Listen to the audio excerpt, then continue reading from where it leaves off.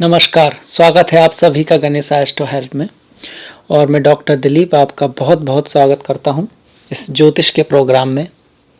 इस वीडियो में हम बात करेंगे जो गोचर होगा शुक्र का और सूर्य का, उसके बारे में। सूर्य का जो गोचर है वो 16 तारीख को होगा और जो शुक्र का होगा वो 17 तारीख को। उनका जो राशि परिवर्तन होगा वो सूर्य अपनी नीच की राशि तुला से वृश्चिक अपने मित्र की राशि में जाएंगे। जल राशि है पर उनके मित्र की राशि है। और शुक्र अपनी ही राशि, अपनी ही मूल त्रिकोण राशि तुला में आएंगे अपनी नीच की राशि से। तो ओवरऑल देखा जाए तो अच्छी बात है कि दोनों की दोनों ग्रह, एक अपने मित्र की राशि में अपनी नीच की राशि से, दूसरा अपने स्वयं की राशि में अपनी मूल त्रिकोण राशि में आ रहा है।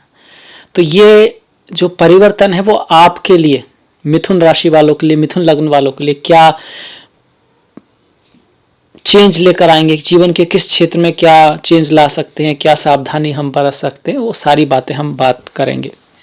इस तरह से देखिए आपकी कुंडली दिखती है। यहाँ पर 3 नंबर जो है वो मिथुन राशि को दिखाता है। ये पहले भाव में तीसरी राशि मिथुन है, इसलिए मिथुन लग्न है। अगर चंद्रमा है वहां पर 3 है तो वो मिथुन राशि है, उसको चंद्र कुंडली बोल देते हैं। तो चंद्रमा को पहला भाव बनाते चंद्र कुंडली, एक होती है लग्न कुंडली। दोनों में ही गोचर देखा जाता है। चंद्रमा से मन, सुख दुख ये सब देखे जाते हैं और लग्न से हम बुद्धि के लेवल पर, विवेक के लेवल पर देखते हैं, इंटेलेक्ट के लेवल पर देखते हैं। तो आपके प्रथम भाव में मिथुन राशि है, कोई ग्रह नहीं है। दूसरे भाव में कर्क राशि है, कोई ग्रह नहीं है। तीसरे भाव में सिंह, 5वीं राशि है, कोई ग्रह नहीं है। चौथे भाव में छठी राशि कन्या है और कोई ग्रह नहीं है। पंचम भाव है जिसमें 7वीं राशि तुला है और इसमें आपके बुध और शुक्र आ जाएंगे उस टाइम तक। जो शुक्र हैं यहाँ पर आ जाएंगे आपके 17 तारीख को, बुध वहाँ पर है ही। और ये देखिए छठा भाव है, इसमें केतु और सूर्य हैं। सूर्य यहाँ पर 16 तारीख को आ जाएंगे वृश्चिक राशि में, आपके छठे भाव में। सूर्य आपके लिए तृतीय भाव के स्वामी है, सिंह राशि के स्वामी हैं। शुक्र जो है पंचम के स्वामी है और इसके साथ साथ जो 12वां भाव है, द्वादश जो भाव है उसके स्वामी है, विदेश का जो भाव है उसके स्वामी है। सप्तम भाव जो पत्नी का है, कॉन्ट्रैक्ट का है, बिजनेस का है, इसमें कोई ग्रह नहीं है। इसका जो स्वामी गुरु हैं धनु के, वो अष्टम भाव में शनि के साथ मकर राशि में बैठे हुए हैं। तो शनि की ढैया चल रही है एक तरह से। नवम भाव में कोई ग्रह नहीं है, नवम भाव का स्वामी अष्टम में है शनि। 10वें भाव में आपके मंगल हैं जो कि एकादश के स्वामी हैं और छठे भाव के भी स्वामी हैं। एकादश भाव में कोई नहीं है, मेष राशि है। और द्वादश भाव में वृषभ राशि में राहु है, वृषभ के राहु आपके 12वें भाव में है। तो अब हम बात करेंगे, मेनली फोकस करेंगे सूर्य और शुक्र पर, क्योंकि इसी के गोचर के बारे में राशि परिवर्तन हमारा मेन टॉपिक है। तो इससे पहले हम बात करें तो थोड़ी सी बात सूर्य और शुक्र के ऊपर कर लेते हैं। शुक्र वास्तव में धन है, पैसा है, दौलत है, शोहरत है, काम की चीज़। यहाँ पर यह है कि आजकल के वर्ल्ड में जो चाहिए हमको, अच्छा फ़ोन, अच्छी गाड़ी, अच्छा घर, चमचमाती हुई गाड़ी, ब्रांडेड गाड़ी और ब्रांडेड फ़ोन, जैसे कि एप्पल का आईफोन, बहुत अच्छी जो शो की चीज़ें हैं, ट्रैवल जर्नी जो बहुत हाई, मतलब कह सकते हैं हाई क्लास की जितनी भी चीज़ें, चाहे वाइन्स हो, चाहे कपड़ा हो, चाहे आपका टीवी हो, पर जो सबसे टॉप का जो ब्रांड है वो नॉर्मली शुक्र दिखाता है। इसी तरह से ऐसा काम जिसमें बहुत सारी फेम हो, जैसे फिल्म इंडस्ट्री है, कलाकार हैं, मीडिया है, ये सब शुक्र कंट्रोल करता है। एक पुरुष की कुंडली में शुक्र उसकी पत्नी को दिखाता है, जो फीमेल फ्रेंड्स हैं उनको दिखाता है, रिलेशनशिप को दिखाता है। एक स्त्री की कुंडली में भी शुक्र रिलेशनशिप को दिखाता है। इसके साथ साथ गुरु पति को दिखाते हैं, मंगल का भी उसमें एक रोल होता है। तो शुक्र बहुत ही इंपॉर्टेंट ग्रह हैं। धन, मान, प्रतिष्ठा, ये भी एक तरह से जो सुख आराम जो व्यक्ति के जीवन में मिलता है, जो ऐश मौज कह सकते हैं, बड़ा घर, बड़ी गाड़ी, संपदा, ये सब जो मिलते हैं उसमें शुक्र का बड़ा बहुत रोल है। सुख जो है उनका बड़ा रोल है। अगर शुक्र क्षीण हो तो नीरसता, वैराग्य जीवन में आता है। इस तरह से आप शुक्र को समझ सकते हैं।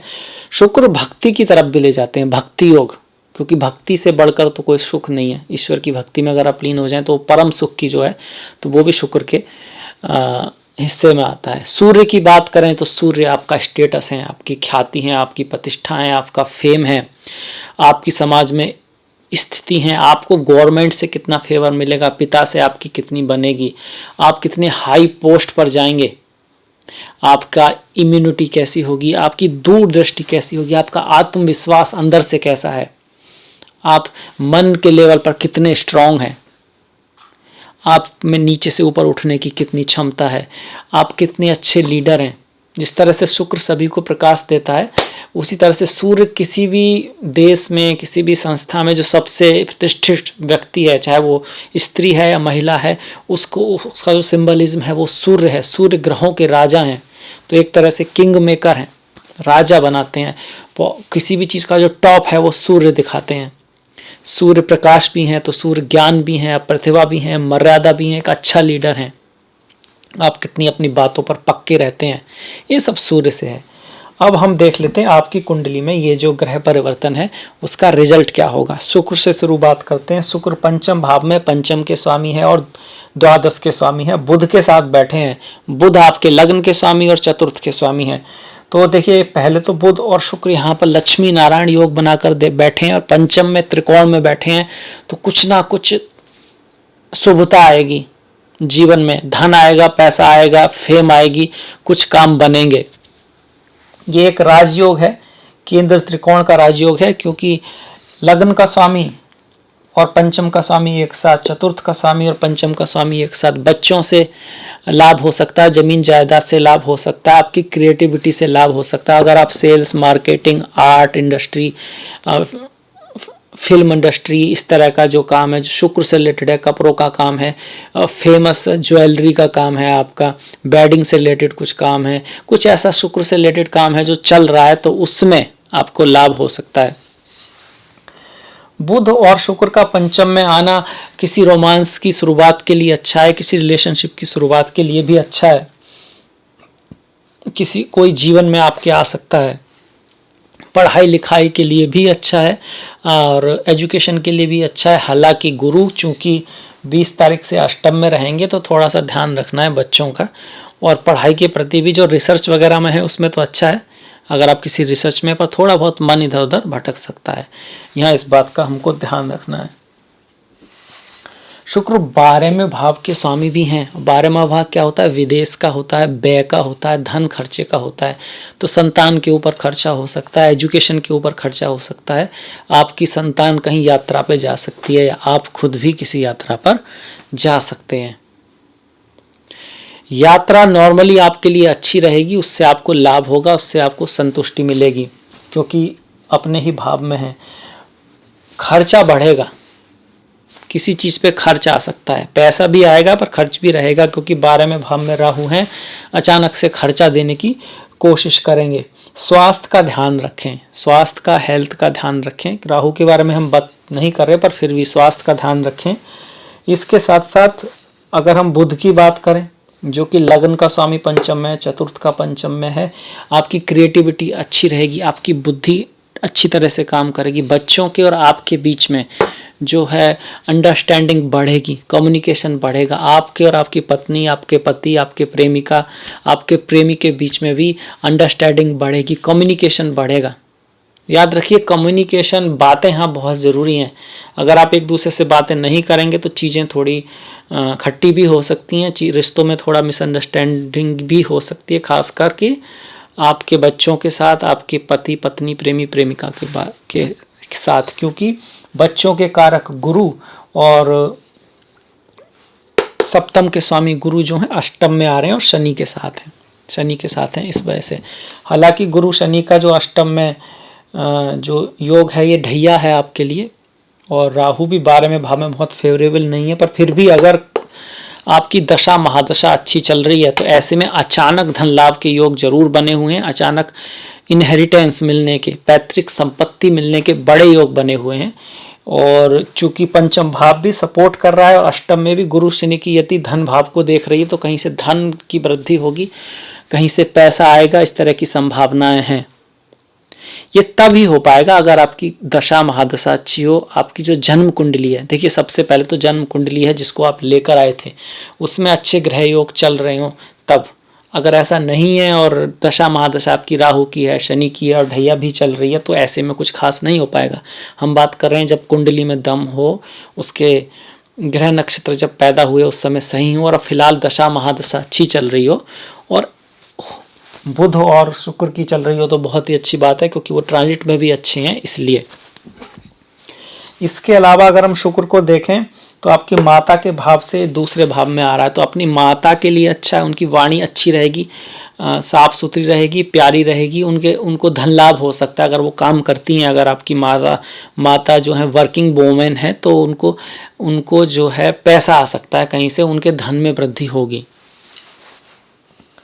इसके साथ साथ आपके जो शत्रुओं का अगर हम बात करें तो शत्रु विनाश, शत्रुओं के लिए अच्छा समय नहीं है। आपके जो शत्रु हैं उन पर आपको विजय हासिल होगी, उनका कुछ ना कुछ काम खुद ब खुद बिगड़ जाएगा, खुद ब कुछ बिगड़ जाएगा। आपकी पत्नी अगर काम करती हैं तो उनका धन लाभ होगा, खर्चा भी होगा उनका, पर उनका धन लाभ हो सकता है, उनकी जो प्रमोशन हो सकता है, उनके जो तनख्वाह जो मिलती है, जो पेमेंट मिलता है उसको बढ़ाया जा सकता है। उनके ऑफिस में काम करने वाली कोई महिला जो उनसे हायर पोस्ट पर है उनकी हेल्प कर सकती है। इस तरह की यहाँ पर संभावनाएं हैं। आपकी जो राय है वो भी उनके लिए सही साबित होगी या उसका उनको लाभ मिल पाएगा। ऐसा ये योग हमारा जो बुध शुक्र का लक्ष्मी नारायण योग बना हुआ है वो बताता है। अगर हम आपके पिता के बारे में बात करें तो 8, 9, पिता के भाग्य के लिए अच्छा समय है, पिता की भाग्य उन्नति होगी। इस जब तक ये ग्रह है कुछ ना कुछ भाग्यवश उनके जीवन में अच्छा रहेगा। उनकी मुलाकात किसी गुरु से भी हो सकती है और यात्राएं, कहीं यात्रा उनको जाना पड़ सकता है, पर वो यात्रा उनके लिए शुभ रहेगी। इस तरह की यहाँ पर संभावना है। हालांकि जो विदेश यात्रा भी हो सकती है, उनको कहीं दूर जाना भी पड़ सकता है और वो उनके लिए जहाँ तक है लाभदायक सिद्ध होगी ये यात्रा। तो ये तो बात हमने बुध और शुक्र की, मेनली शुक्र की। अब सूर्य पे आ जाते हैं, क्योंकि सूर्य जो है आपके तृतीय भाव के स्वामी है और छठे भाव में जा रहे हैं, तो बहुत ज़्यादा अच्छा है। वैसे तो अच्छा होता है छठे में, पर यह है कि पराक्रम ज़्यादा होगा, मेहनत ज़्यादा होगा। कई बार आप अपना आत्मविश्वास को थोड़ा सा डमाडोल पाएंगे और कभी कभी अति आत्मविश्वास आप में आ सकता है सूर्य और केतु की वजह से। अकेले सूर्य करके अगर मैं बताता तो ये गलत हो जाता, क्योंकि हम शुक्र को बिना बुध के नहीं बता सकते और सूर्य को बिना केतु के नहीं बता सकते, तो ये ज़रूरी है। तो केतु के पास सूर्य है तो ये इस तरह की है बात। पिता के साथ थोड़ा सा अंडरस्टैंडिंग को बनाए रखें, क्योंकि सूर्य हमेशा पिता को दिखाते हैं। पिता का इस समय मन स्पिरिचुअलिटी, अध्यात्म, इन सब की तरफ हो सकता है, या पिता कभी कभी कुछ ऐसी बात भी कर सकते हैं जो बिना सिर पैर की हो, क्योंकि केतु का सिर नहीं होता, तो कुछ ऐसी बात निकल सकती है जो आप ना समझ पाएं, या कुछ इस तरह का। दोनों ही बातें हो सकती हैं, डिपेंड अपॉन उनकी कुंडली और आपकी कुंडली में। नवम भाव का स्वामी कैसा है, सूर्य कैसा है, उनके बीच में कैसा रिलेशन है, 3-11 का है या फिर 6-8 का है, ये सब चीज़ें देखनी होती हैं। 9-5 ये सब देखना होता है, उसके बाद ही हम कुछ कह सकते हैं। पर हाँ, इस तरह की संभावना जरूर है। सूर्य का जो यहाँ पर जो स्थिति है वो आपको यात्रा की तरफ ले जा सकती है, खर्चा ला सकती है। खर्चा तो राहु भी ला रहे हैं, अब सूर्य भी दिखा रहे हैं। और आपके जो छोटे भाई हैं उनसे थोड़ा सा, छोटे भाई पड़ोसी, उनसे थोड़ा कुछ खटपट हो सकती है, कुछ मिसअंडरस्टैंडिंग हो सकती है, क्योंकि तृतीय भाव का स्वामी छठे भाव में आ रहा है। तो किसी कारण शत्रुता जरूरी नहीं है, पर कुछ ना कुछ मनमुटाव हो सकता है, छोटे भाई के साथ, छोटी बहन के साथ, पड़ोसियों के साथ। इस तरह की यहाँ पर संभावना बनती है। अगर हम आपकी पत्नी के लिए देखें इसको, तो उनका आत्मविश्वास थोड़ा सा डाउन रह सकता है, उनके स्वास्थ्य का थोड़ा सा आपको ख्याल रखना चाहिए, और खर्चा आ सकता है उनकी लाइफ में, उनकी यात्रा का भी यहाँ पे चांसेस बनता है। माता के लिए अगर हम कहें तो अच्छा है, माता का शौर्य पराक्रम बढ़ेगा। अगर वो वर्किंग वोमन है तो उनका काम बढ़ेगा, जितनी वो मेहनत करेंगी उतना उनका भाग्य साथ देगा। आपकी माता के जो छोटे भाई हैं, मतलब आपके मामा जी हैं, उनके ऊपर कोई खर्चा आ सकता है, उनकी लाइफ में कुछ थोड़ा बहुत प्रॉब्लम आ सकती है, या आपकी माता को उनके ऊपर खर्च करना पड़े, इस तरह की भी यहाँ पर संभावना बनती है।